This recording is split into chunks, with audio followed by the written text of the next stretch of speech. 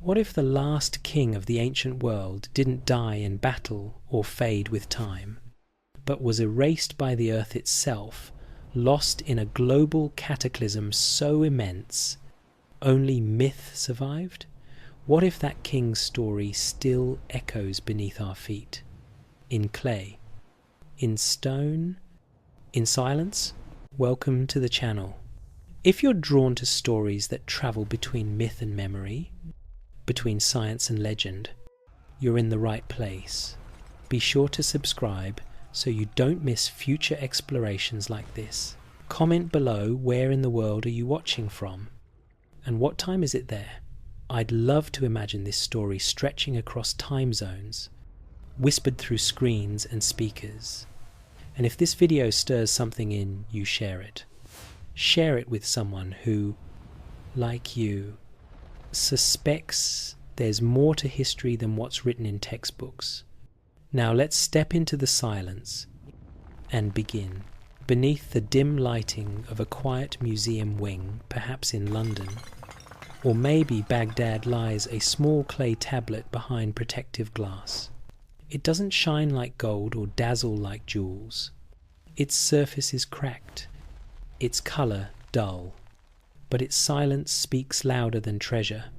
Wedge-shaped marks are pressed deeply into the clay, forming the earliest known writing in human history.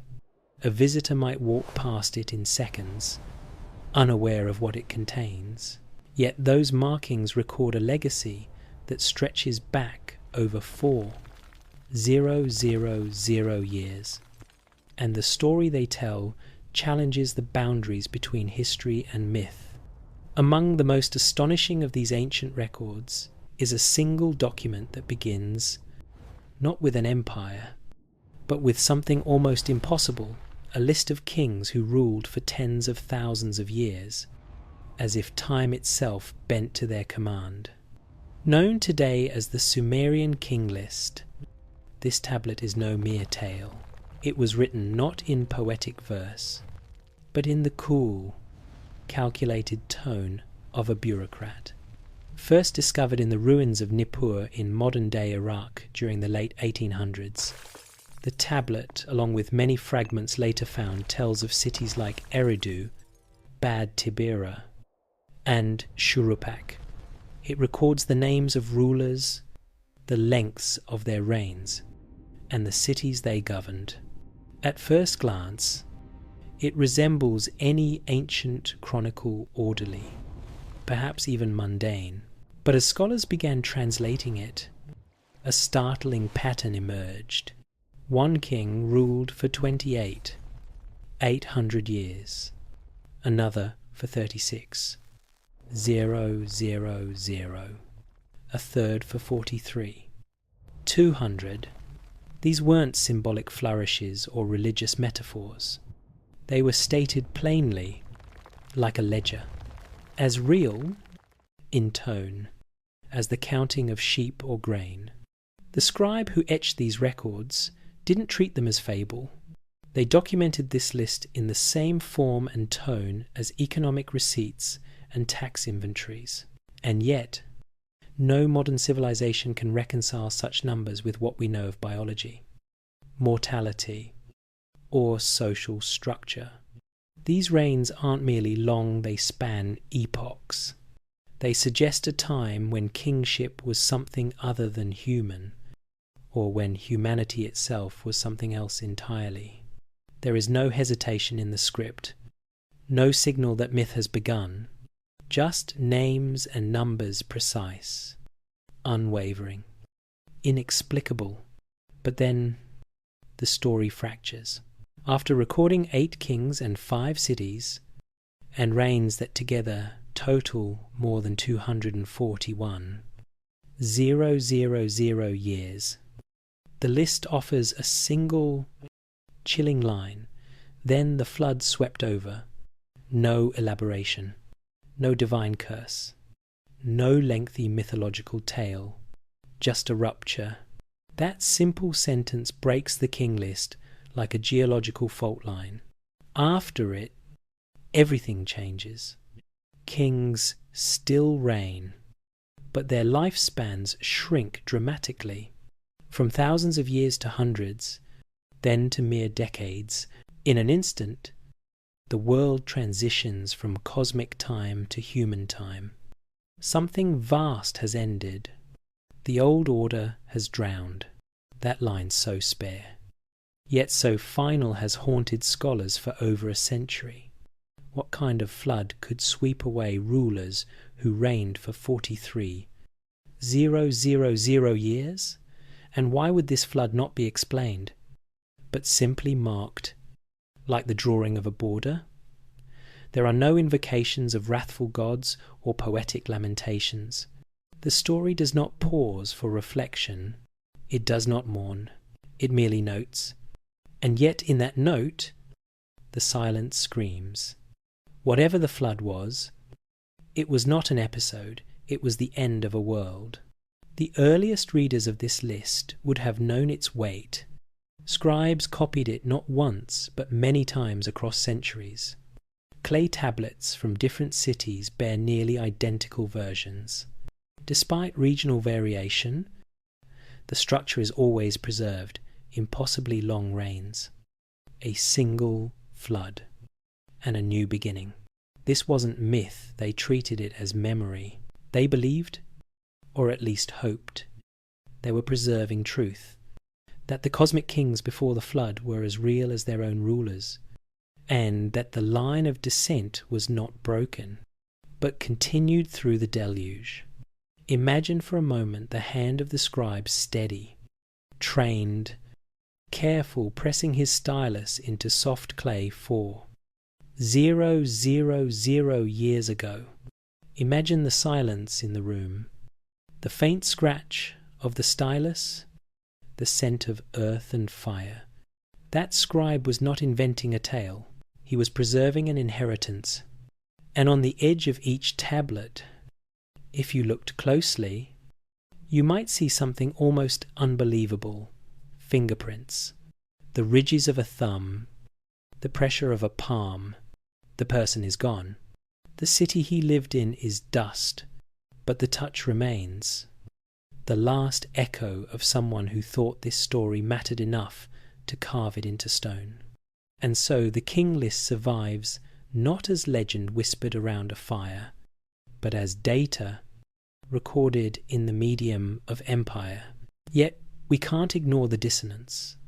8 kings ruling for over 240,000 years before the known emergence of agriculture, before metallurgy, before cities. The modern mind recoils. These can't be real numbers.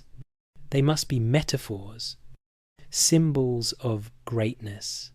But what if they weren't? What if they were memories not of individual lifetimes, but of dynasties, orders, or beings unlike ourselves? The power of this document is not just in what it says, but in how it refuses to explain. It offers no theory. It preaches no doctrine. It simply catalogues, and yet its structure is unmistakable. There is a before, a vast, incomprehensible stretch of divine rule. There is a flood, abrupt, decisive, final. And there is an after, smaller, diminished, mortal, whether written by survivors of a global cataclysm or by priests preserving the echo of one. The king list preserves this triad with relentless clarity. Some scholars argue the numbers are symbolic, linked to Sumerian base 6-0 mathematics, possibly tied to astronomical cycles. Others believe the list reflects oral traditions stretched thin across generations. But none can deny the list's strangeness. It resists classification. Too methodical to be myth, too implausible to be history, too consistent to be accident. In its defiance of category, it becomes something else, a challenge, a whisper from a world we cannot reach. The story doesn't begin with conquest or empire. It begins with absence, not a coronation. but a cataclysm. And in that beginning, it forces a question we are not ready to answer. Who were the kings before the flood? What vanished when their cities sank? And why, when faced with the unimaginable, did the survivors choose to remember not through song or story, but through the cold permanence of clay? The flood that marks the great rupture in the Sumerian king list isn't unique. That single line, "Then the flood swept over," echoes in every corner of the ancient world. In temples and tombs, in chants passed down through oral tradition, in creation, stories carved into stone and painted on cave walls. Civilizations separated by vast oceans and continents told the same tale. A flood came, and with it, the old world ended. Mesopotamia remembered it. So did India, Greece, Egypt, Mesoamerica. How could so many peoples, separated by time, language, and geography, remember the same cataclysm? The answer, perhaps, is simple. Because it really happened. This is where myth and geology begin to converge. In the mid-20th century, geologists began uncovering strange anomalies in the Earth's crust that pointed to a period of severe climatic disruption around 800 BC. It marked the beginning of the Younger Dryas, a brief but intense return to glacial conditions following the last ice age. The change was rapid within years, perhaps even months. Global temperatures dropped, ice sheets re-advanced, and ecosystems collapsed. In sediment cores across North America and the Middle East, a strange black layer appears filled with soot, platinum, nanodiamonds, and microscopic spherules. These materials only form under extreme heat. Something had burned, and not just a forest or a field, but whole continents. The leading hypothesis, still debated but gaining ground, is the Younger Dryas impact theory. It proposes that around 800 years ago, Earth was struck by fragments of a disintegrating comet. Not one impact, but many airbursts and fireballs raining across the northern hemisphere. The result?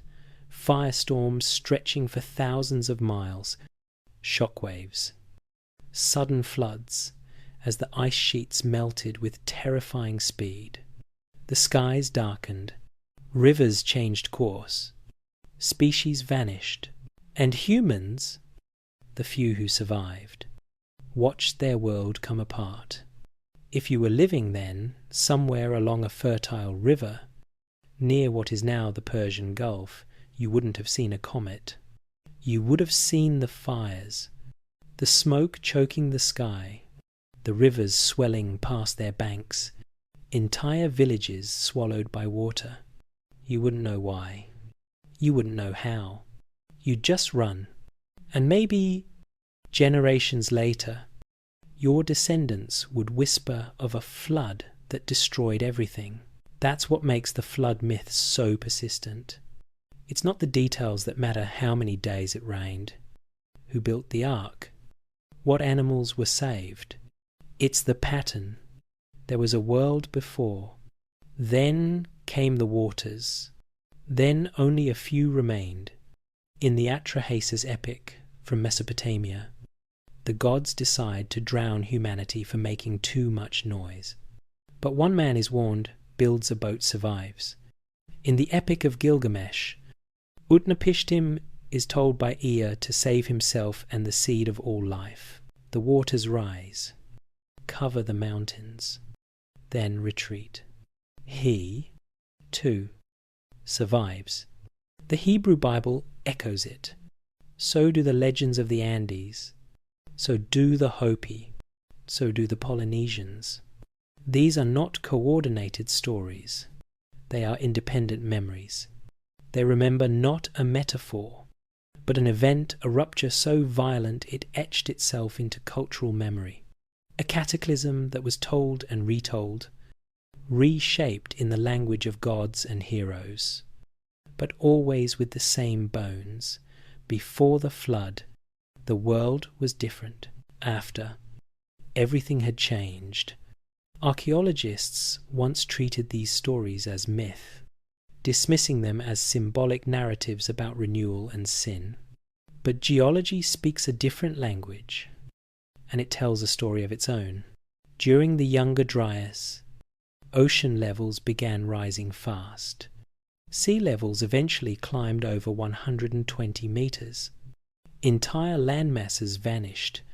Coastal plains, rich with life, fertile and warm, flooded slowly but relentlessly. The Persian Gulf, now a shallow sea, was once a lush river valley. During the Ice Age, it was dry land, perhaps even a cradle of early human settlement. As the glaciers melted, that world disappeared beneath the waves. It wasn't just a flood, it was the collapse of stability. For thousands of years, humans had lived along low-lying coasts, near rivers and deltas. Those lands vanished, and with them, whatever stories, kingdoms, temples, and systems existed, the survivors didn't forget. They passed the memory forward the only way they could through story. The King List, with its sudden drop from immortal reigns to mortal years, isn't just a list. It's a wound. The silence between "then the flood swept over" and the next name is heavier than any number, because it marks not just the death of kings, but the collapse of a cosmic order. Time itself breaks. What came after was not a continuation, it was a restart. This shift is what defines the flood as more than a historical event. It becomes the axis of human memory. It separates divine kingship from human rule. Before the flood, kings were larger than life, spanning millennia. Afterward, they became men, still sacred, perhaps, but diminished. The Sumerians wrote that kingship descended from heaven after the flood. It had to descend again. The connection had been broken. Across the world, this boundary appears again and again. In India, the Yuga cycles describe long ages of virtue and power, followed by collapse and darkness. In Egypt, the time of the gods ends, and the rule of mortal pharaohs begins.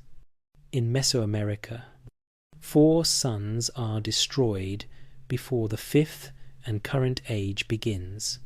In Greece, the Golden Age gives way to silver, bronze, and finally iron. And at the core of all these cycles is the flood. We often assume myth is metaphor, that stories of floods are moral allegories. But perhaps we have it backwards. Perhaps these are not symbols of punishment, but survival, not lessons, but memories. Perhaps the stories endure because the event was real, too big to forget, too painful to remember fully. And perhaps that's why the King List is so restrained. It doesn't dramatize the flood. It doesn't describe screaming crowds or drowning kings. It simply acknowledges the flood came. Everything before it is now unreachable. Everything after it is mortal. When the ancient scribes recorded that line, they may not have known the scientific causes comet impacts, glacial melts, temperature shifts, but they knew something vast had ended, and they preserved that truth not in epic poetry or fire-lit tales, but in cuneiform, in the language of state records, because they feared losing not just the memory of rulers, but of a world that once was. Long before the names of Gilgamesh or Sargon echoed through Mesopotamian streets, before ziggurats rose like stairways to heaven, A different world thrived one, now submerged and forgotten. During the height of the last ice age, roughly 13,000 years ago, Earth's climate was colder and its oceans lower. Sea levels were approximately 120 meters below today's mark, exposing vast coastal lands now hidden beneath the waves. These exposed regions, far from being desolate, were some of the most hospitable places on the planet, fertile, temperate, rich in resources, and likely teeming with human life. The geography of the ancient world looked nothing like the map we know. The North Sea was not yet a sea, but a great plain doggerland where rivers braided through fields of wildflowers and herds of mammoths roamed freely. The Sunda Shelf in Southeast Asia formed a vast continent, linking islands now separated by seas. The Persian Gulf, now filled with brackish water and oil fields, was a massive, verdant basin, a river-fed garden at the junction of the Tigris, Euphrates, Karun, and Wadi Batin. This Persian Gulf oasis, as some archaeologists call it, may have been one of humanity's earliest centers of culture and organization, a possible heartland of forgotten kingdoms.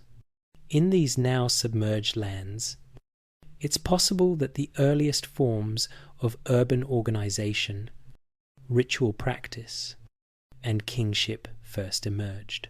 If such a civilization existed, it would have left its cities and temples along river deltas and coastlines, the very places swallowed by the oceans when the glaciers melted. Modern archaeology has barely begun to probe these underwater regions. Most of our knowledge of prehistory comes from land that remained above water. But what if the real centers of early human life and the seats of the mysterious pre-flood kings are buried under silt and salt? It's not a fantasy. Across the globe, marine archaeologists are uncovering evidence of submerged structures that challenge the conventional timeline. Off the coast of India, in the Gulf of Combat, sonar scans have revealed symmetrical stone formations on the seabed, possible remnants of buildings now under 40 meters of water. In Japan, the Yonaguni monument features massive underwater terraces with sharp angles and flat surfaces. Scholars debate whether they are natural formations or man-made, but if built, they were constructed when this land was dry more than 10,000 years ago. These hints of a sunken world raise questions that make orthodox history uneasy. If complex societies existed before the Younger Dryas flood events, their remains now lie where archaeologists cannot easily dig. Consider this. Civilizations tend to rise near coastlines, where rivers provide water, food, and transportation. But during the Ice Age, those coasts were different. What we think of as shoreline today would have been inland territory back then. The true ancient coastlines where the pre-flood kings may have ruled now lie deep under the sea, and yet the traces remain, not only in sonar readings and sediment layers, but in story. The Sumerians said kingship descended from heaven in Eridu, but Eridu, archaeologically speaking, wasn't a primitive village. It was already advanced when it first appears around 400 BC. Its temples are aligned with the stars, rebuilt generation after generation on the same foundation. How could the first city be so complex? Unless it wasn't the first, unless something older had come before, and Eridu was a resurrection, not a beginning. This idea appears again in sites like Göbekli Tepe, where massive stone pillars stand in circles, each one carved with animals and symbols. No pottery, No signs of agriculture, but immense architectural skill appearing suddenly around 600 BC. Right after the Younger Dryas ended, these were not the first attempts at civilization. They were something else. Monuments built not at the dawn of human organization, but after a dark age, built by survivors carrying fragments of knowledge from an earlier time. Imagine the world through their eyes. Their ancestors had lived on a coast that now lay drowned beneath a new sea. The stars still turned overhead, but the land beneath their feet was unfamiliar. They remembered temples that had stood for generations, now swallowed, gods whose names had once been chanted in great halls, now fallen silent. So they built again, not to innovate, but to remember. They carved in stone what could no longer be passed down in song or story. And as they rebuilt, they encoded their memories in structures, in alignment with solstices, in patterns that matched celestial cycles. Their kings were no longer immortal beings reigning for tens of thousands of years, but men mortal, fleeting, yet the echoes of the old world remained. Their new cities bore the names of old ones. Their rituals followed patterns no one quite understood.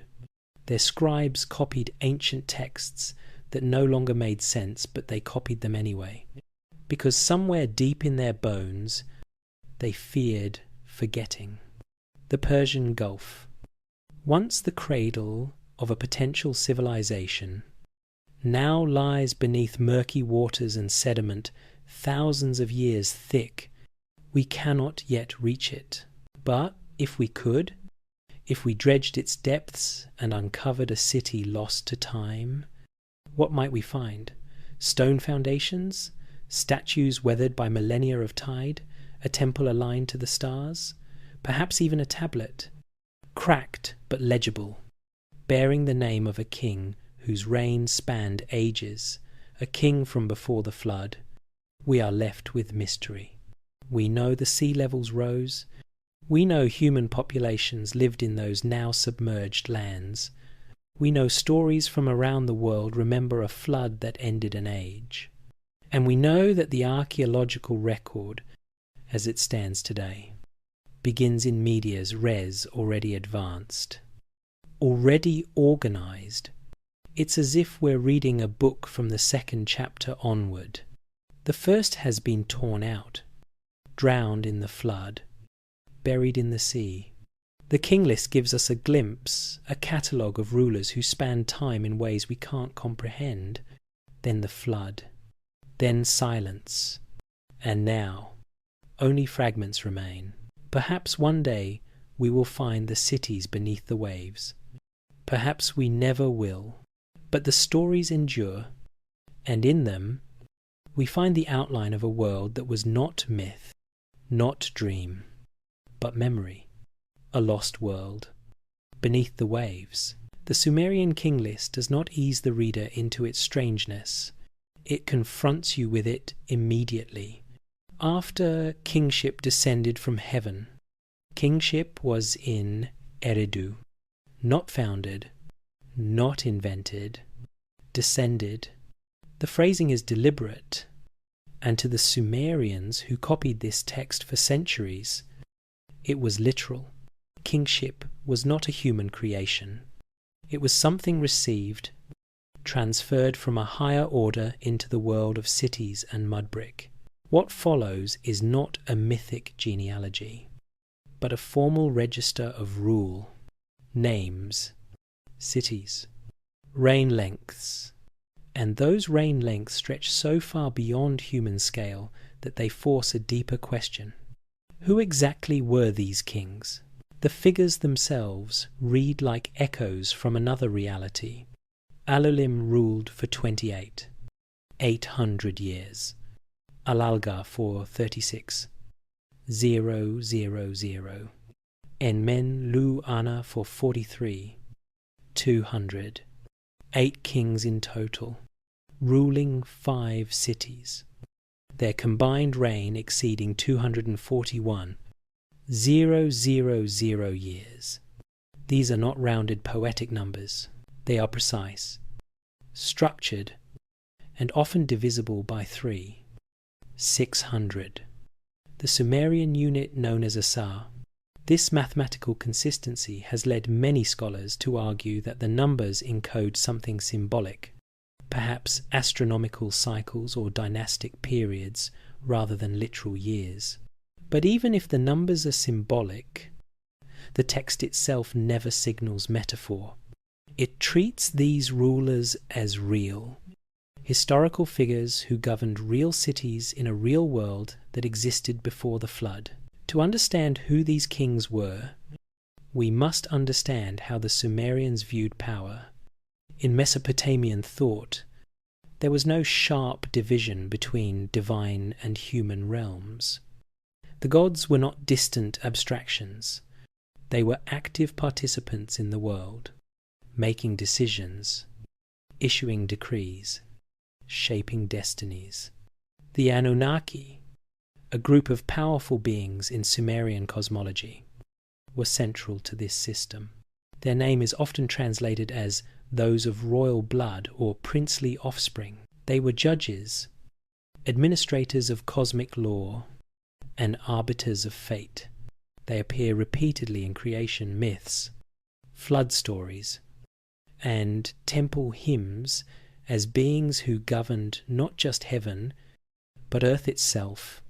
When the king list states that kingship descended from heaven, it is invoking this framework. The earliest kings were not merely humans claiming divine favor. They ruled because the cosmic order itself required earthly representatives. Kingship was a function of the universe, not a social contract. In this sense, the pre-flood kings were not kings in the modern meaning of the word. They were intermediaries, anchors that bound celestial order to terrestrial reality. Their authority did not come from armies or taxation. It came from alignment with cosmic law. This is why their reigns are measured on such vast scales. These lengths of rule may not describe individual lifespans as we understand them, but periods during which a specific cosmic order remained stable. A king's reign may have represented an era, a calibration of time, a cycle during which heaven and earth remained synchronized. When the system worked, kingship endured. When it failed, the entire age collapsed. The cities associated with these kings are just as important as the kings themselves. Eridu, the first city listed, was considered the most sacred city in Sumerian tradition. It was the home of Enki, the god of wisdom, water, and creation. Archaeologically, Eridu appears suddenly around 5400 BC, with sophisticated temple architecture already in place. There is no clear primitive phase. The earliest structures are already complex, already aligned, already planned. This has long puzzled researchers. How does the first city appear fully formed? The king list answers this by insisting Eridu was not the first city in an absolute sense. It was the first city after kingship descended from heaven in the post-flood world. It was a restoration site, not an origin point. The implication is profound. Civilization did not begin at Eridu. It resumed there. The last of the pre-flood kings is the most enigmatic of all. His name is given as Uba-Tutu in many versions of the list. He ruled in Shuruppak, a city that exists both in myth and archaeology. Shuruppak was a real settlement, excavated in the early 20th century, and evidence suggests it was destroyed by a massive flood event around 2900 BC. But in Sumerian tradition, Shuruppak occupies a deeper place in memory. It is the city of the flood hero. Uba-Tutu is the father of Ziusudra, the Sumerian Noah figure who survives the deluge. This connection matters. Ubar-Tutu is not simply the last king before the flood. He is the hinge between two worlds. His son survives. But he does not rule. Kingship does not continue through bloodline. It stops, is broken, and later descends again. This detail suggests that whatever Ubar-Tutu represented could not survive the cataclysm intact. The system he embodied ended with him. After the flood, the king list resumes, but the numbers have changed. The first post-flood king rules for 200 years, still long, but dramatically reduced. Then 960, then 670. The decline continues until reigns resemble human lifetimes. The text is marking something more than chronology. It is recording degeneration, the withdrawal of something essential. Some modern interpretations suggest the Anunnaki kings were mythologized ancestors, remembered as gods, because of the immense antiquity separating the storytellers from the events. Others propose they represent a priestly or elite class that governed according to astronomical cycles, their authority bound to long-term cosmic patterns rather than individual lives. In this view, the flood did not kill immortal beings. It destroyed the infrastructure that made such a system possible. The coastlines flooded, the observatories drowned, the knowledge networks collapsed, and with them, the form of kingship that depended on them. The Sumerians themselves never resolve this ambiguity. They do not explain who the Anunnaki kings truly were. They simply record that they existed, that they ruled, and that they vanished when the flood swept over. The restraint of the text is striking. There is no attempt to rationalize, no mythic embellishment to soften the loss. It is as if the scribes were recording something too ancient and too heavy to reinterpret. In this light, the pre-flood kings are not fairy tale figures. They are placeholders for a lost order. Whether that order was divine, symbolic, or rooted in a real but now inaccessible civilization, the king list treats it as history. And the flood is not just a disaster. It is the end of a system of being. The Anunnaki kings disappear not because they are defeated, but because the world that sustained them no longer exists. When the last Anunnaki king vanishes, the universe contracts. Time accelerates. Human mortality asserts itself. Kings become men. Memory replaces presence. And the Sumerians, standing at the edge of that break, do the only thing they can. They write it down. They press it into clay. They ensure that even if the meaning is lost, the fact of the ending is not after Ubar-Tutu, the last of the pre-flood kings. The world shrinks. It does not simply recover, it transforms.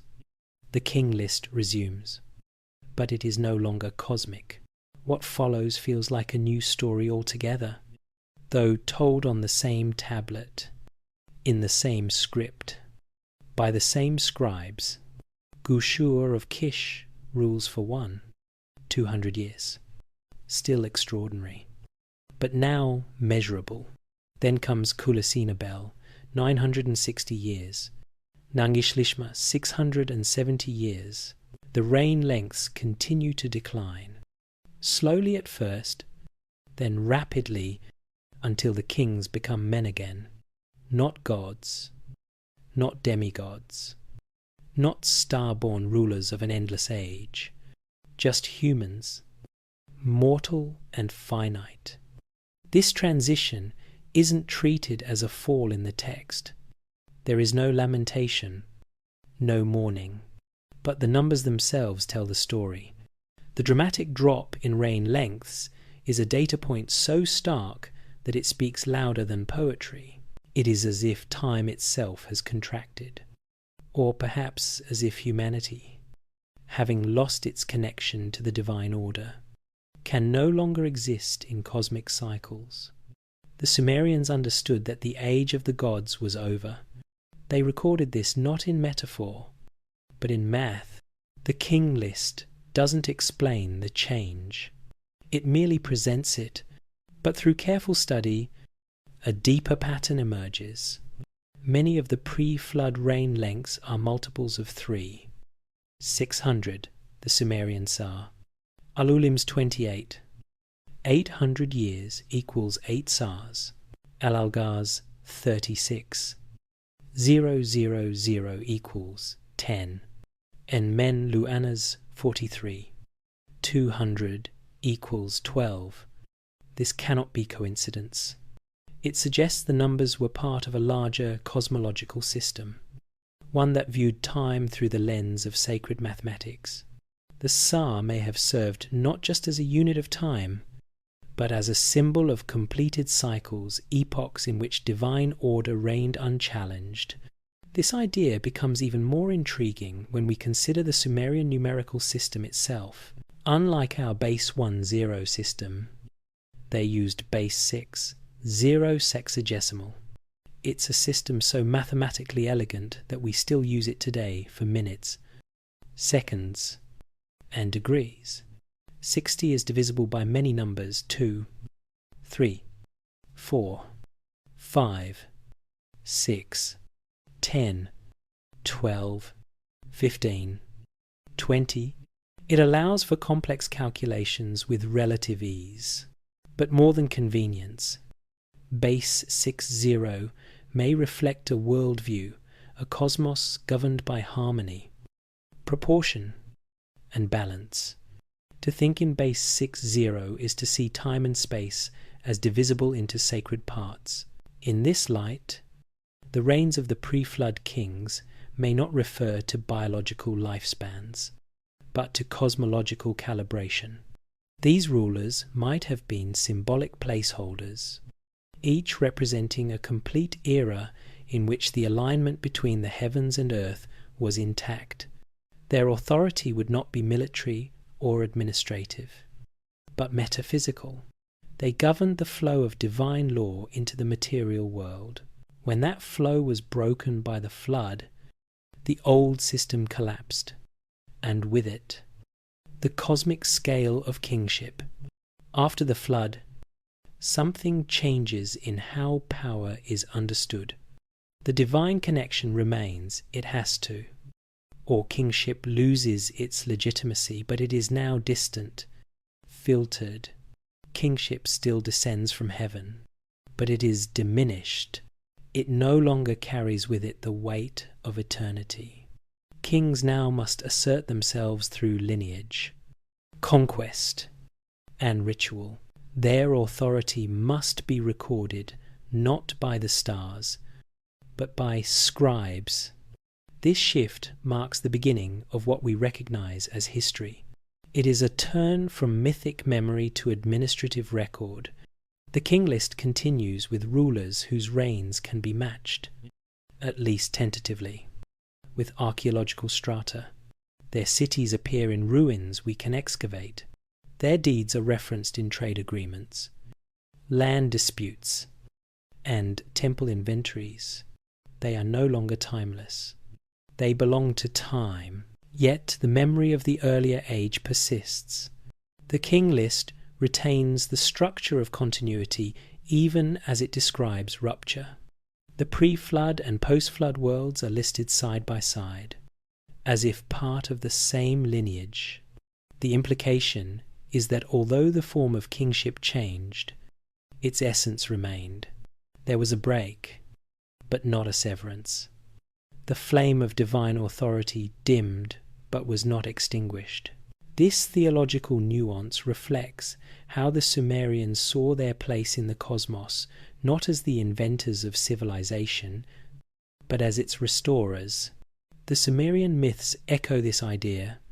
In the tale of Inanna and Enki, the goddess of love and war travels to Eridu to receive the me the divine principles of civilization from the god of wisdom, she carries them back to her city, Uruk, in a boat. The message is clear. Civilization is not created, it is received, transmitted, carried, like kingship itself. It must be maintained. The flood did not wash it away entirely. It scattered it, and it was the work of kings, priests, and scribes to gather the fragments and reassemble them. That reassembly defines the post-flood world. Kings must now build ziggurats, artificial mountains to bridge the gap between earth and sky. They must perform rituals to re-establish the cosmic connection. They must measure time carefully, align temples with solstices, calculate planetary movements. All these acts are attempts to restore what was once inherent. The sacred order must now be constructed piece by piece. One can feel the yearning in the king list itself, a desire to remember what was lost, even as it fades. The long reigns of the pre-flood kings are preserved not for their utility, but because they mark a time when the divine was present. By writing them down, the scribes were anchoring that memory in clay. They may not have understood the full meaning of the numbers, but they knew they mattered. The numbers were sacred not because they were believed literally, but because they carried the weight of a broken connection. Uba Tutu, the last pre-flood king, stands at the edge of this chasm. His son, Ziusudra, survives the flood, but does not become king. Instead, he is granted immortality, drifting out of history into myth. When kingship returns, it comes to Kish, a city that would rise and fall like many others. The rulers of Kish are still larger than life, but their reigns are measurable. They are the first kings of a new order. This moment where the eternal yields to the temporal is the real heart of the king list. It is not just a record of reigns, it is a document of transformation.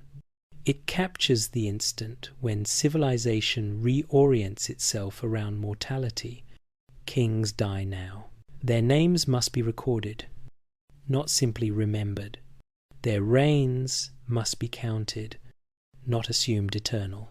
The world has changed, but the echo of the old world remains. In the absurdly long reigns, in the base 6-0 calculations, in the mythic tone beneath the administrative voice, the scribes of ancient Sumer preserved these echoes because they sensed their importance. They understood that even if the pre-flood kings were no longer real in the way their current rulers were, they were real in a deeper sense. They represented the memory of a world where humanity had been closer to the source, a world measured not in years, but in cycles. The cosmic scale collapsed, but the memory survived. For generations, scholars read the Sumerian flood as allegory, a mythic explanation for the fragility of life or the rise of kingship. But in recent decades, that interpretation has come under pressure not from theologians or poets, but from the earth itself. Geology, once considered a purely physical science, has started to echo the voices of ancient scribes, layered beneath the soil, in the hardened sediments of riverbanks and lake beds, is a record that bears uncanny resemblance to the stories etched in clay. These layers don't tell tales of gods or heroes. They tell of fire, ice, and water, of a cataclysm that came with speed, violence, and silence, and perhaps of the great flood that the ancients never forgot. It begins around 12,800 BC, a time when Earth was emerging from the last ice age. For millennia, glaciers had covered much of the northern hemisphere. Slowly, they had begun to retreat. Temperatures were warming, ecosystems expanding, rivers flowing freely once again. Then, something changed. A sudden and dramatic plunge in temperature reversed the trend. Glaciers advanced once more. Rain turned to snow. Forests froze. The period, known to modern science as the Younger Dryas, lasted over 1,000 years. But what triggered this deep freeze? The leading hypothesis is the Younger Dryas impact theory. It suggests that a disintegrating comet, hurtling through space, broke apart in Earth's atmosphere and rained fragments across the planet. These fragments didn't create one massive crater. Instead, they ignited the skies over the northern hemisphere. Firestorms blazed across continents, reducing forests to ash.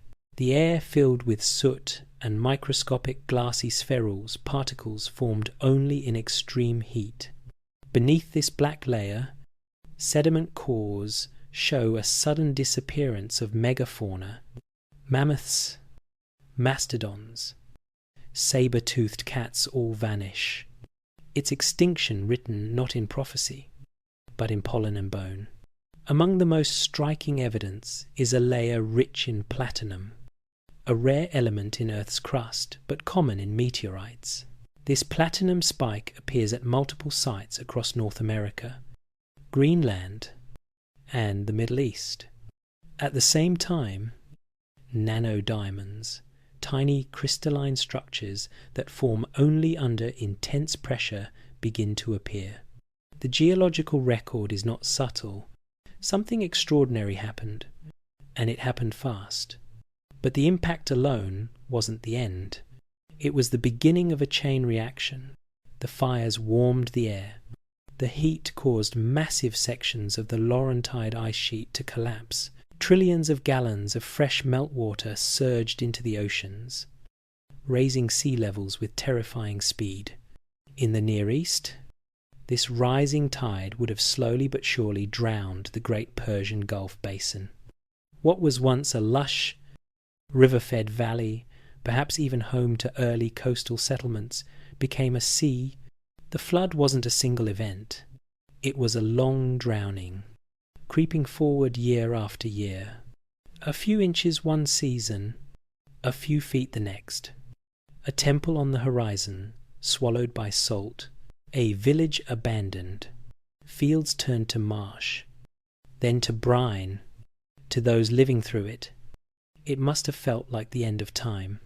The land their ancestors had lived on for generations simply ceased to exist. Their gods didn't speak. Their kings couldn't save them. The sea rose, and it didn't stop. This is what the king list remembers, in the most brutal of summaries. Then the flood swept over. No elaborate drama, no theological reflection, just the statement of finality. From a geological perspective, that line records a global transformation, the moment when the Earth's systems were violently disrupted, when old coastlines disappeared and with them, the structures of a former age. The Sumerians were not scientists in the modern sense, but they were extraordinary observers. Their astronomers tracked Venus with astonishing precision. Their scribes recorded eclipses, lunar cycles, and solstices. They would have noticed the changes. The seasons became unpredictable. The constellations shifted. The rivers grew wilder, harder to tame. Something had broken in the harmony of sky and earth. And once that fracture occurred, it could not be repaired. This is what the myths speak to, not just in Sumer, but in every corner of the ancient world. The Epic of Gilgamesh describes a flood that covers even the mountains. Utnapishtim survives in a boat, carrying the seed of life. In the Hebrew Bible, Noah does the same. In the Vedic scriptures of India, Manu is warned by a talking fish and rides the waves in a ship tethered to a mountain top. In Greek myth, Deucalion and Pyrrha survive Zeus's deluge and repopulate the world with stones. In the Americas, the Hopi, the Inca, the Maya all remember a time when the waters rose and the gods withdrew. These are not identical tales. They differ in detail, in style, in theology, but they share the same skeleton: a golden age, a cosmic rupture, a world reset by water. For centuries, this was seen as coincidence or the spread of a common archetype. But as sediment cores and ice layers have revealed more about our planet's turbulent past, the stories begin to sound less like fiction and more like memory. Memory, however, is not perfect. It bends. It folds time. It takes centuries and compresses them into generations, stretches symbols over centuries. The 241,000 years of reign in the king list may not be literal, but they are not meaningless.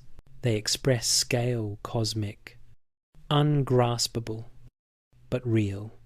A time when rulers were measured not by lifetimes, but by ages, and when the flood comes, those ages end. What followed was not simply a new generation of rulers. It was a new relationship between humanity and the divine.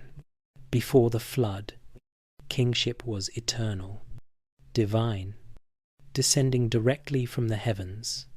After, kingship still came from heaven, but in fragments. It had to be rebuilt. Kings became men. The divine was no longer present. It was distant, remembered only in ceremony, in the alignment of temples, in the symbols carved into bricks. But even as the world became smaller, colder, more chaotic, the memory of what came before remained. It was preserved not just in story, but in systems, the base 6-0 math, the astronomical alignments, the layered temple foundations, the order behind the chaos, even if its source had been lost. The Sumerians were not trying to invent civilization. They were trying to remember it. When myth and geology align, the result is not confirmation. It is confrontation. We must face the possibility that the flood remembered in stories was real, not just metaphorically, but physically, that a cosmic event shattered the old world, that survivors preserved its memory in the only way they could, through kings who lived for thousands of years, through gods who ruled directly, through tablets of clay that refused to burn. The king list is not a calendar. It is a wound, a record of time before time, and of the flood that reset the clock. The flood is not Sumer's alone. It ripples outward across the human record, resurfacing in civilization after civilization, separated by mountains, oceans, and millennia, yet all echoing the same structure. A golden age, peaceful, prosperous, often watched over by gods or divine rulers, followed by a sudden cataclysm, usually a flood, that drowns the old world. Survivors emerge. The gods are gone or silent. The new world begins, smaller, mortal, broken. Again and again, this pattern appears. The message is not simply that something happened, but that what came before was greater, and what came after is a pale reflection. In Egypt, this primordial period is called Zep Tepi, the first time.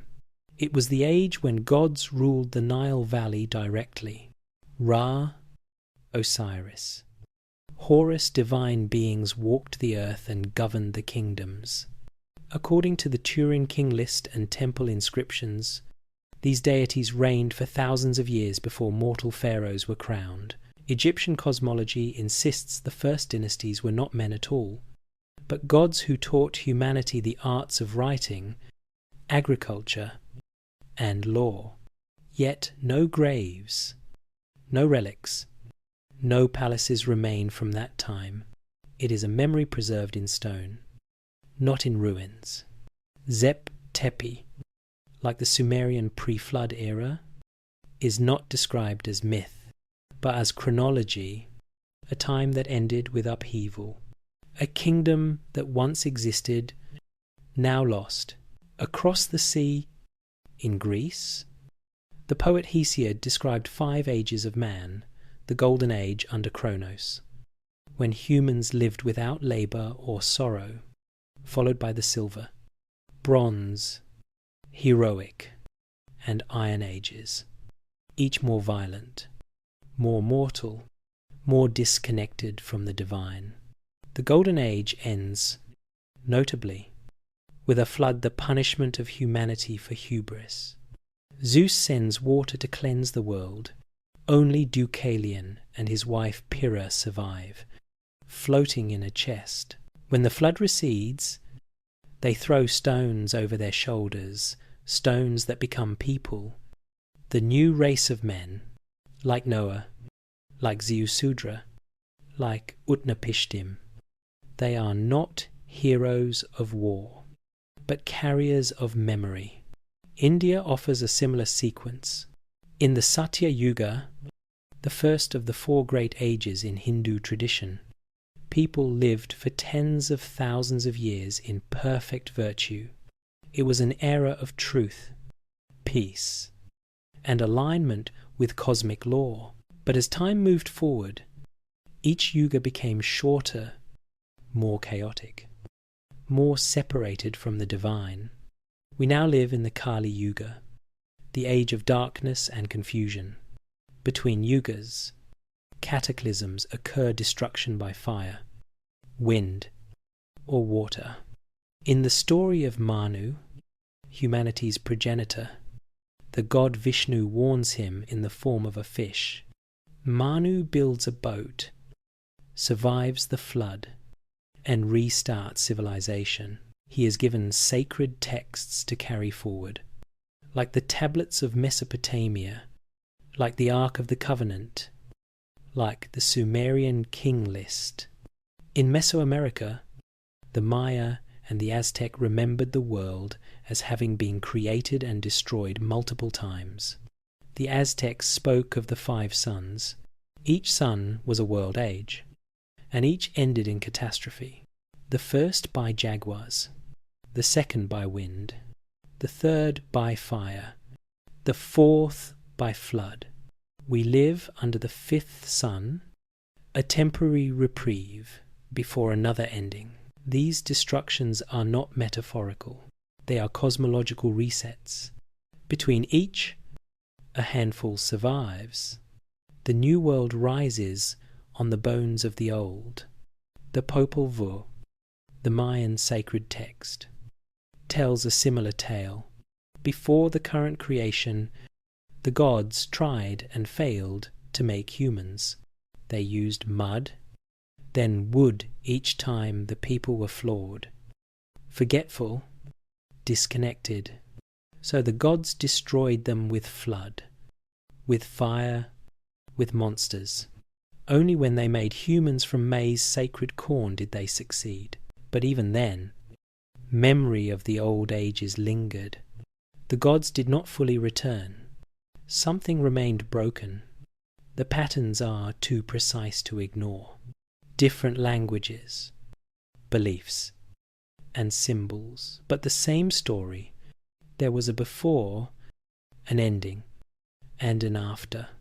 The before is ruled by gods or beings who are more than human.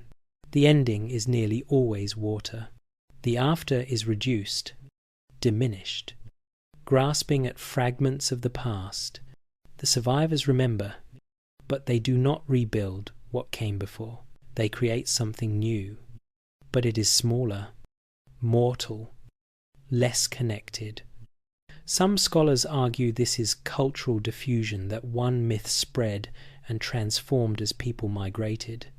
Others say it's archetypal, a Jungian structure in the collective unconscious.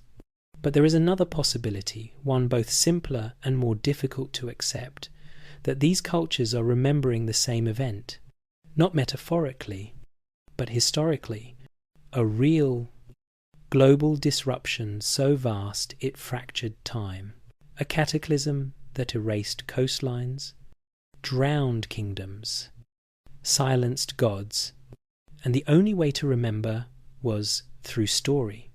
The consistency lies not in the characters, but in the architecture of the myth, divine age, cataclysm, survival, rebuilding. It's the framework, not the detail, that matters. Like the flood line in the king list, these myths mark the place where one world ended and another began. The gods retreat, the kings become men, time accelerates, memory fades. In Mesopotamia, that boundary is marked by Ubar-Tutu, the last Anunnaki king. After him, kingship returns, but it is different. It must be re-established, not continued. This mirrors what we see in Egypt, where pharaonic legitimacy is traced back not to invention, but to inheritance from Zep-Tepi. It mirrors the Yuga cycle in India, where each age ends and restarts with fragments of the divine law carried forward. It mirrors the Aztec cosmology, where the fifth sun rises on the ruins of the fourth. All these traditions insist the present is not the peak, it is a shadow. These aren't just ancient philosophies, they are survival stories. Embedded within them is the trauma of rupture, the grief of loss, the desperate attempt to make sense of a world that changed too fast, too completely. When the sky turned black, when the seas rose, when cities disappeared, the survivors did not write history. They told stories. Those stories became scripture, epic, and legend, but they began as memory. And now we find ourselves in the strange position of reading those myths with geological tools, of matching flood stories to sea level charts, of seeing comet fragments where the gods once stood. And the alignment is unsettling, because if these stories are memory, if the myths preserved something real, then what was lost was not only land, but knowledge, not just cities, but systems of time, of power, of alignment with the cosmos. The flood didn't just drown kings, it drowned the way the world was ordered. That's what the myths are really about. Not water, not punishment, but transition, the end of cosmic presence and the beginning of human distance, the moment when gods no longer walked with us, and we began to walk alone. In 1994, on a windswept hill in southeastern Turkey, a German archaeologist named Klaus Schmidt began to excavate a site that would rewrite history. The local people had always known about the mound Göbekli Tepe, or Potbelly Hill. Stone fragments jutted from the soil. Previous surveys had dismissed it as a medieval cemetery, but as Schmidt and his team dug deeper, they uncovered something astonishing. Circles of massive stone pillars, carved with animals and abstract symbols, carefully arranged with architectural precision. Some pillars stood over 15 feet tall and weighed 10 tons, but the shock wasn't their size. It was their age. Radiocarbon dating revealed that Göbekli Tepe was built around 600 BC, more than 11,000 years ago, before pottery, before agriculture, before settled towns. According to mainstream chronology, humans were still hunter-gatherers then. No writing, no cities, no complex religion. Yet here were megaliths arranged in geometric circles, aligned with the sky, decorated with artistry far beyond what primitive tribes should have been capable of. It didn't fit. It still doesn't. The site shattered assumptions. Monumental architecture had always been thought to emerge after farming, when surplus food allowed elites to mobilize labor. But Göbekli Tepe flips that script. Here, it seems, the temples came first. People who had no crops, no domestic animals, and no pottery somehow organized to quarry, carve, transport, and raise multi-ton stones. The carvings, foxes, vultures, serpents aren't just decorative. They seem symbolic, possibly cosmological. Some researchers believe the enclosures were aligned to astronomical events, like solstices or the rising of specific constellations. One pillar even appears to depict a comet, perhaps the very impact that triggered the Younger Dryas cataclysm. And then, after centuries of use, the builders did something even stranger. They buried it. The site was deliberately backfilled with tons of rubble and refuse. No signs of conquest. No burning. No abandonment from neglect. Someone, for some reason, chose to entomb Göbekli Tepe, as if it was no longer meant to be seen, but remembered. A monument to memory itself. This is not a story of invention. It's a story of inheritance. Göbekli Tepe doesn't feel like the beginning of civilization. It feels like a continuation built by people carrying knowledge from somewhere else, from a place now lost, from a coastline that no longer exists.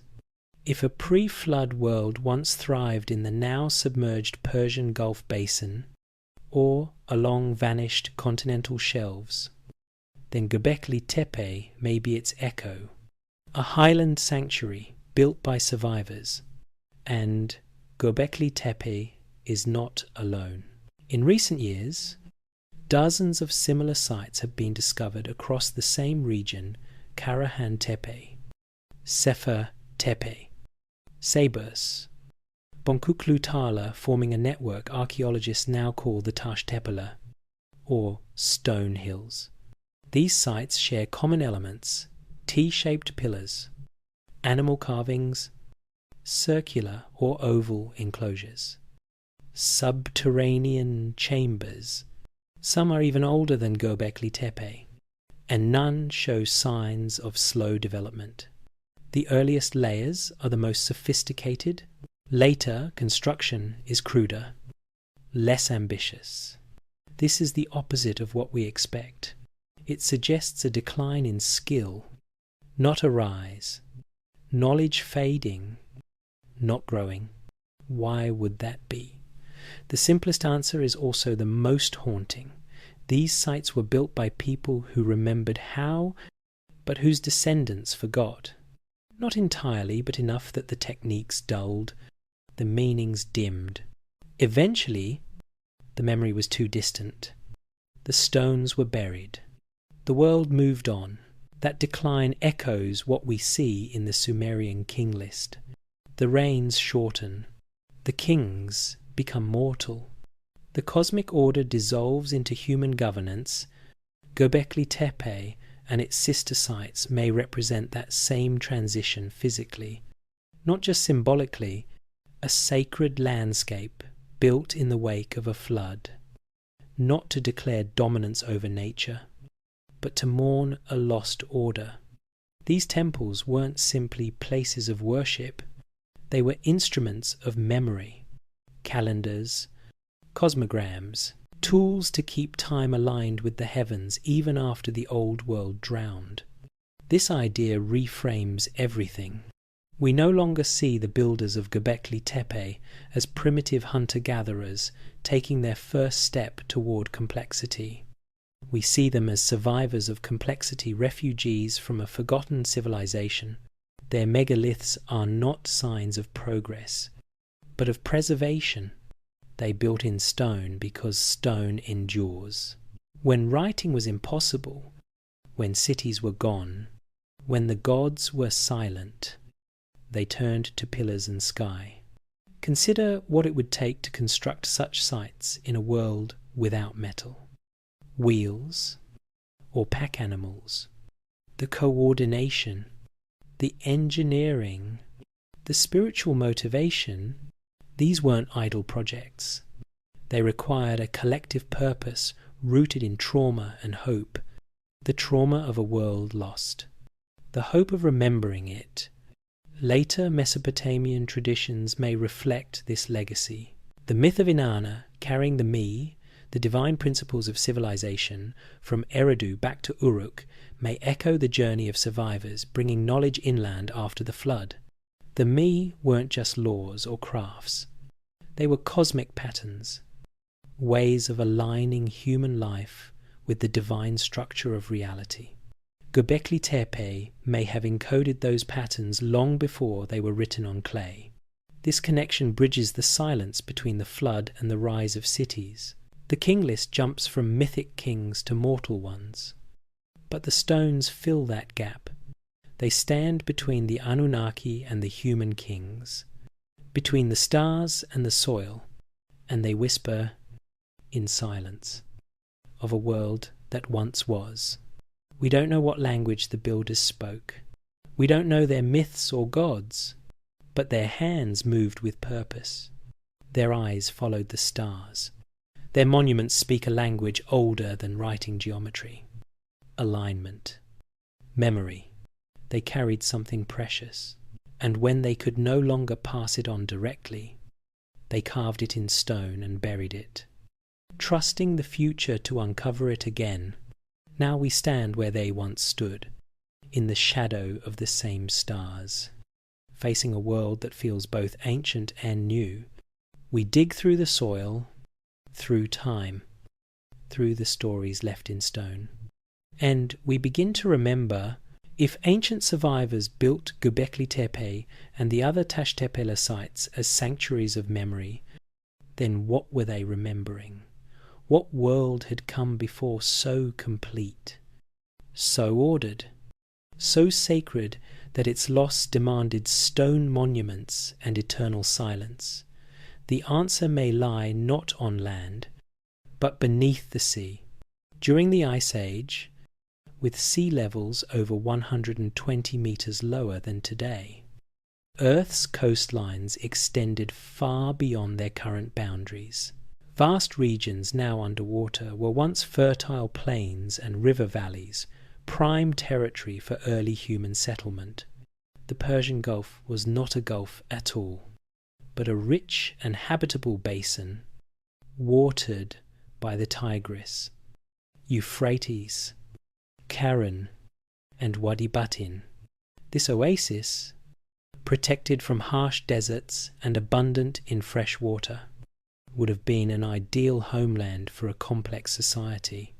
Some researchers even describe it as a refugium, a cradle of culture during the climatic chaos of the Younger Dryas. If a civilization once flourished there, perhaps even the one remembered in the Sumerian king list, then it is now invisible, drowned beneath meters of seawater and sediment. Unlike the stone temples on Turkish hillsides, nothing remains above ground.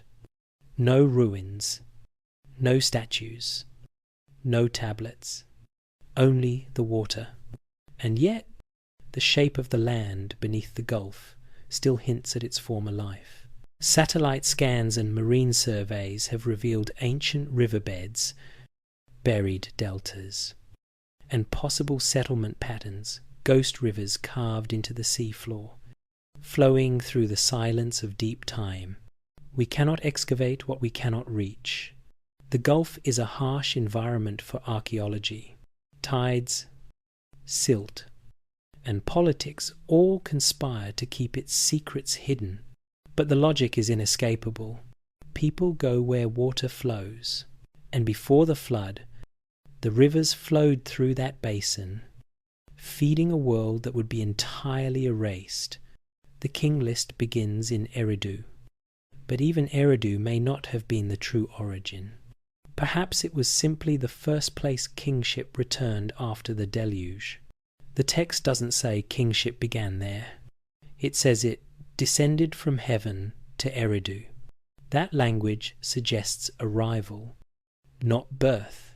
And if kingship had once flourished in a coastal kingdom now lost, then Eridu may have been its inland successor, a city of memory, not of origin.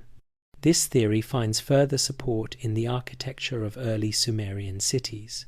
Eridu's temples were rebuilt again and again on the same foundations for centuries, each structure aligned with astronomical precision. This wasn't improvisation, it was tradition. Someone remembered how to build like this. The builders of Eridu did not seem to be learning. They seemed to be preserving. Now consider what happens after the flood. The king list doesn't pick up in coastal cities. It doesn't mention the Gulf at all. Instead, kingship resumes in Kish, inland, far from any coast. This shift is not random. It's a retreat, a migration. As the waters rose, people moved uphill, following the rivers back toward the mountains. The lowlands were lost. The cities, temples, and calendars drowned.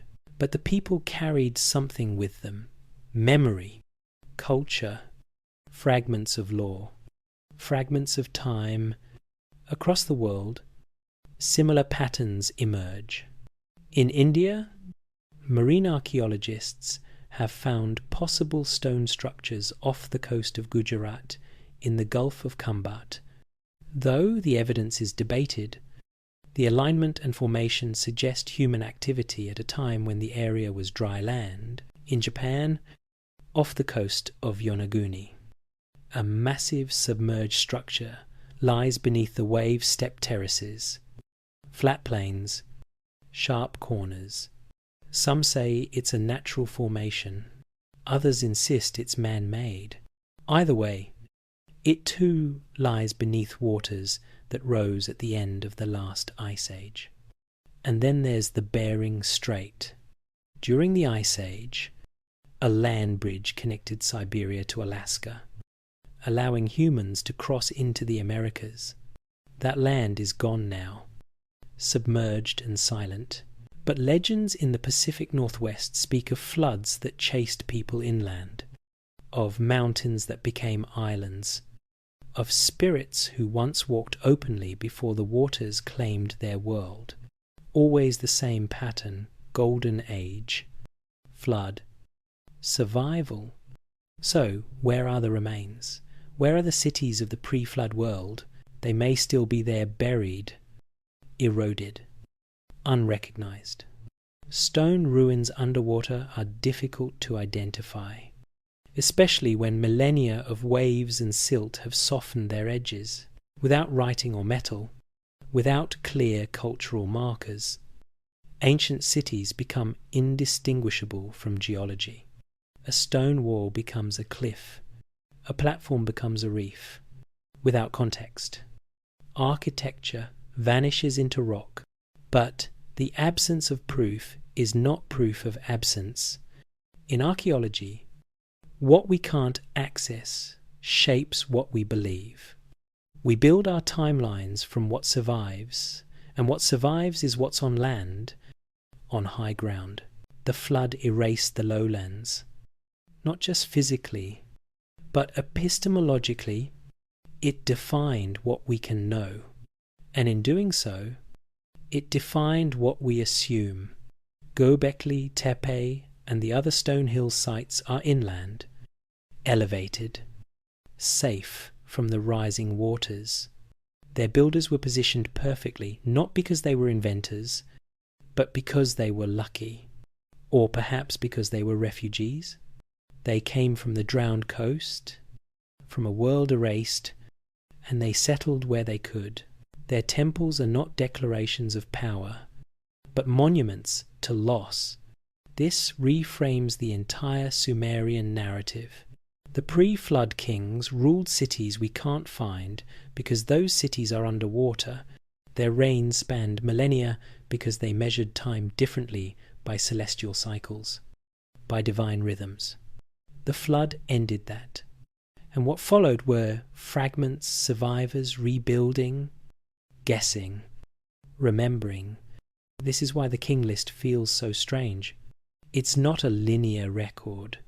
It's a scar. The line, "Then the flood swept over," isn't just historical. It's existential. It marks the end of an order and the beginning of reconstruction. The pre-flood world was never meant to be rediscovered. It was meant to be mourned. The scribes who preserved the king list didn't try to explain the flood. They didn't even try to justify it. They simply acknowledged it. Their role wasn't to understand. It was to remember, and that act of memory pressed into clay, copied for centuries, was their way of resisting erasure.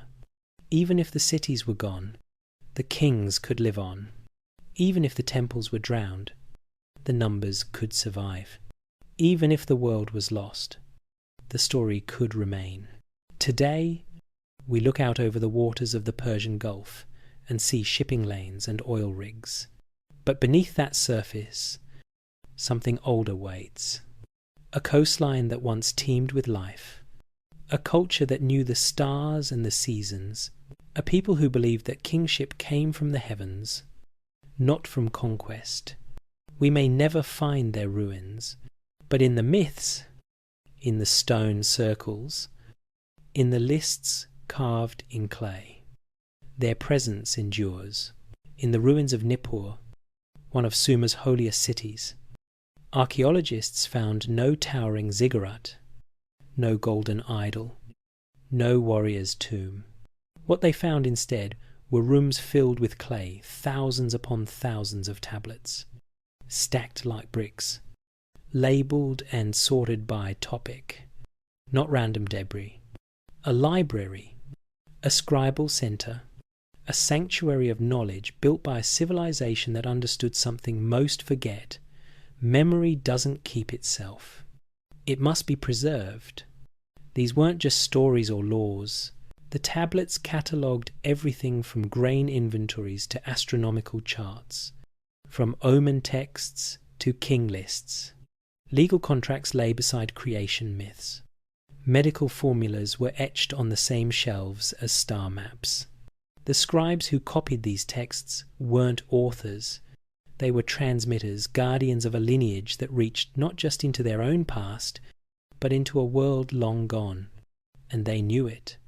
Many tablets end with what modern scholars call colophons, notes written by the scribe, copied from an old tablet. They often say, or, written according to its original. These are not boastful signatures. They're confessions of humility. The scribe is not claiming invention. He's declaring allegiance to something older, something sacred. In a world where empires rose and fell in a generation, the scribes were playing the long game. They were trying to reach backward, through time and disaster, to hold on to fragments of a forgotten order. That's why the king list appears not once, but dozens of times, in different versions, on different tablets, across centuries. Sometimes with more names, sometimes fewer, but always with the same structure. 8 kings before the flood, a cataclysm, a new beginning. Even when the political landscape changed, even when dynasties collapsed, the scribes kept copying it. They didn't care if it matched the current ruler's propaganda. It wasn't about politics, it was about continuity. The Assyrians understood this too. Centuries after Sumer had faded, King Ashurbanipal of Nineveh ordered his scribes to gather every ancient tablet they could find from Babylon, from from Sippar, from Eridu. His library, excavated in the 19th century, held over 30,000 tablets, including flood myths, star charts, and multiple copies of the king list. Ashurbanipal himself was unusually literate for a king. He claimed to read the texts from before the flood. Whether that was literal or metaphorical, we can't be sure. But it reveals how the flood was seen not just as an event, but as a boundary, a veil. To read texts from before the flood was to access a different reality. Why this obsession with preservation? Why this reverence for memory? Because they knew what had happened before. They knew a world had ended. They knew knowledge could drown. Clay was chosen for a reason. Papyrus decays. Parchment burns. But clay, especially when baked by fire, endures. Ironically, when Ashurbanipal's library was destroyed by fire during the sack of Nineveh in 612 BC, the tablets weren't lost. They were preserved. The flames that consumed the palace hardened the clay, locking the texts in time. It would be over too, 500 years before anyone read them again. By then, the language had died. Cuneiform was unreadable. The king list was just a pattern of wedges on stone, but once deciphered, it reawakened a mystery buried under dust and fire.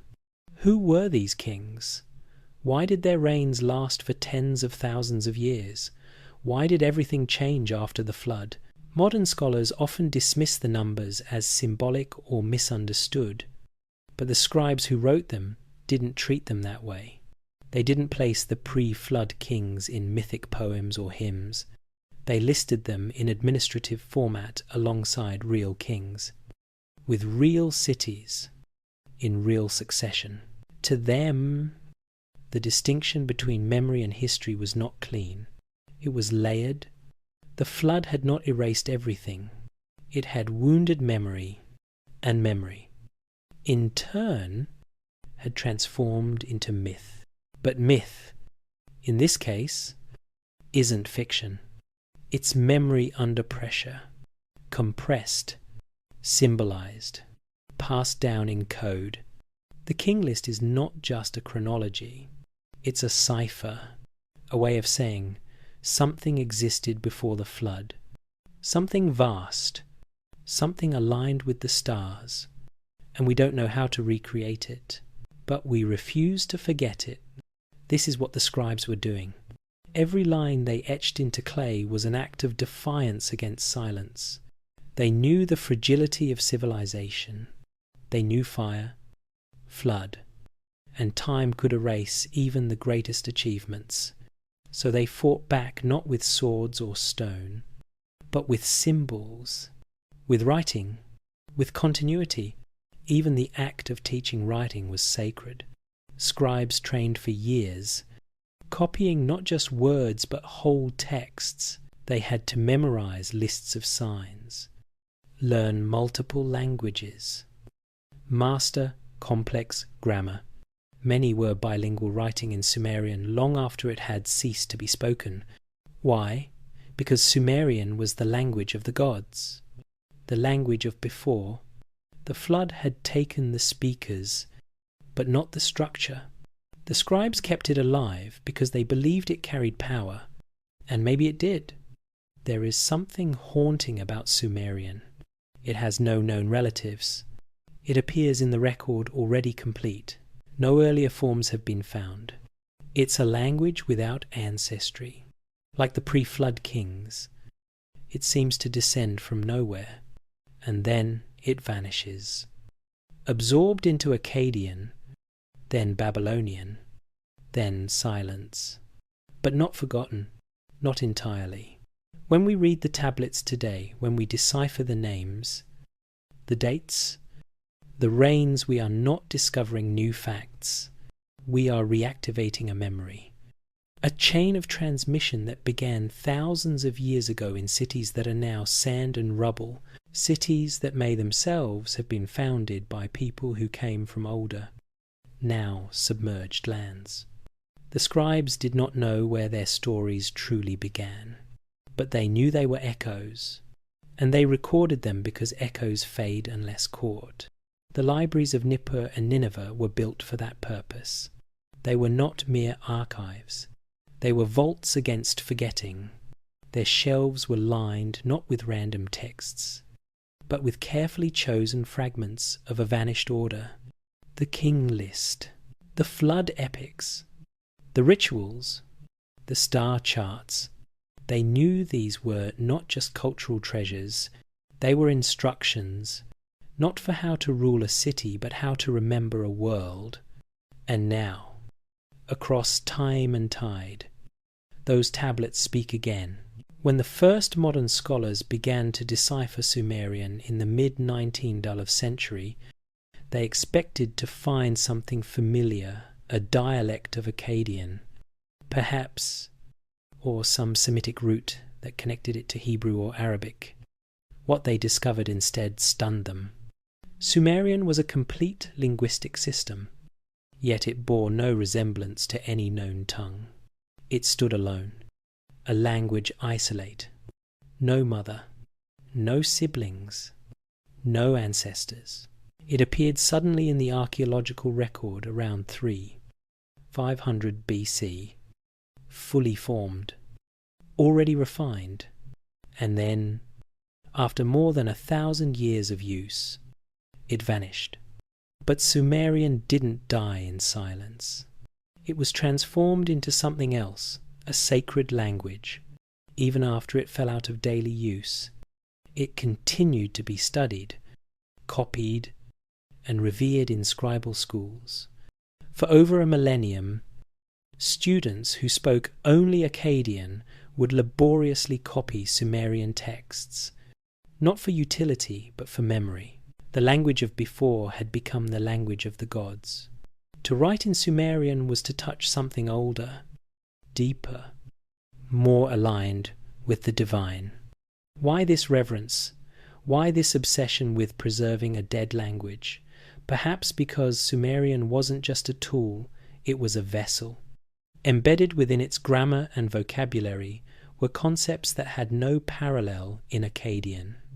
Words that fused heaven and earth, terms that connected time with geometry, number with cosmology. To understand Sumerian was to glimpse a different worldview, one in which language was not descriptive, but generative, not passive, but active. Take the word An. In Sumerian, it means heaven, but also sky, God, and high. It refers to the physical expanse above, the divine realm, and the supreme God, and all at once. It's not a metaphor. It's a unity. In Sumerian, these meanings are not separated by context. They are facets of the same reality. Similarly, the word Kur means mountain, foreign land, and underworld. Mountains are sacred. Foreign lands are dangerous. The underworld lies beneath. Again, not metaphor, but conceptual layering. To the Sumerians, geography was cosmology. Words were bridges between planes of existence. Then there's me, a term that defies translation. The me were the divine blueprints of civilization, the laws of kingship, the arts of music and metallurgy, the rituals of priesthood, the functions of society. They were not invented, they were eternal. They existed in the realm of the gods and were given to humans by divine decree. In myth, Enki carries the me in a boat from the depths to Eridu, the first city. The implication is clear. Civilization is not a human creation. It is a reflection of cosmic order. The base 6-0 mathematical system used by the Sumerians supports this worldview. While most modern cultures use base 1-0, the Sumerians thought in 60 seconds. Why? Because 60 is highly divisible by 2, 3, 4, 5, 6, 10, 12, 15, 20, and 30. It allows for precise fractions and elegant calendars. Our system of time still echoes it 60 seconds in a minute, 60 minutes in an hour, 360 degrees in a circle. These are not arbitrary. They are inheritances from a civilization that saw harmony in number. To count in 60 seconds is to encode cycles celestial, seasonal, cosmic. Astronomical texts from Sumer reveal a staggering level of precision. They tracked lunar months, planetary movements, eclipse patterns. They mapped the heavens not just for curiosity, but because they believed time on Earth mirrored patterns in the sky. Kingship, temple ritual, agriculture, all had to align with celestial rhythms. If the stars fell out of balance, so would society. This was not superstition, it was synchronization. And perhaps that's the key. The pre-flood world described in the king list was not governed by force, but by alignment. The kings who ruled for tens of thousands of years did so not because they wielded power, but because they embodied harmony. Their reigns were not measured in human years, but in cosmic cycles. They were timekeepers. Their job was to keep heaven and earth in tune. When the flood came, it didn't just drown cities. It disrupted the calibration. The temples fell. The stars became strangers. Time fractured. Afterward, kings still ruled, but they ruled as humans. They built ziggurats to reach the gods who once walked beside them. They measured their reigns in decades, not in ages. And yet, they remembered. In every brick, in every alignment, in every line of Sumerian copied onto a clay tablet, they tried to recapture what had been lost. This is why the scribes kept writing in a language no one spoke, why they spent years learning its grammar, memorizing its vocabulary, copying its phrases with reverence.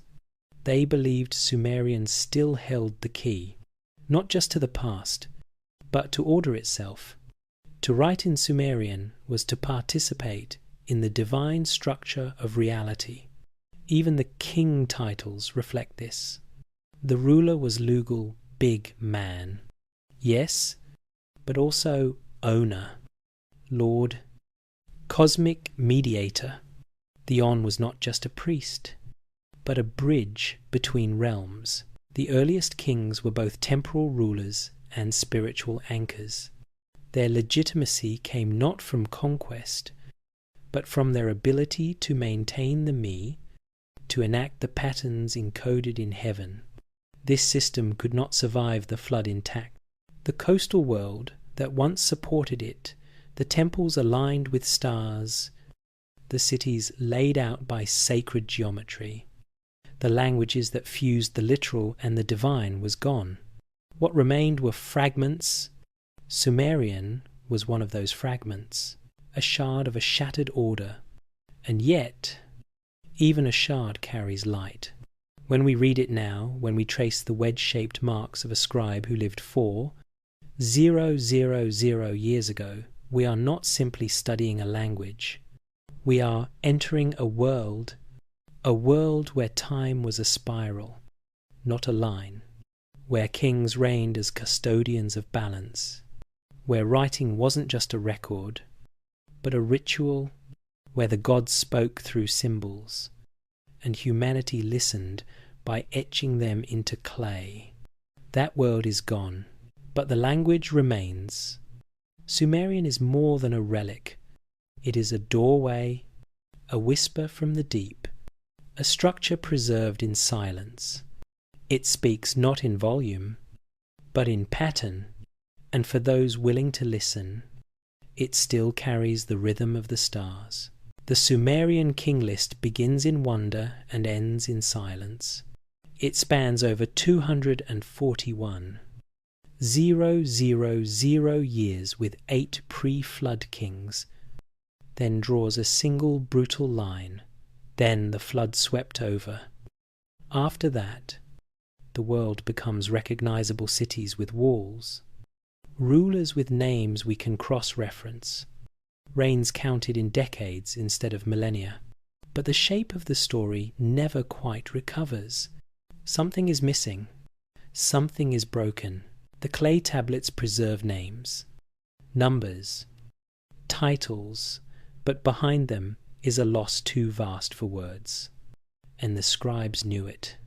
They weren't just recording events. They were signaling a fracture. The king list is a wound pressed into wet clay and dried by time.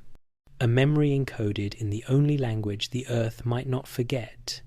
It is both history and warning.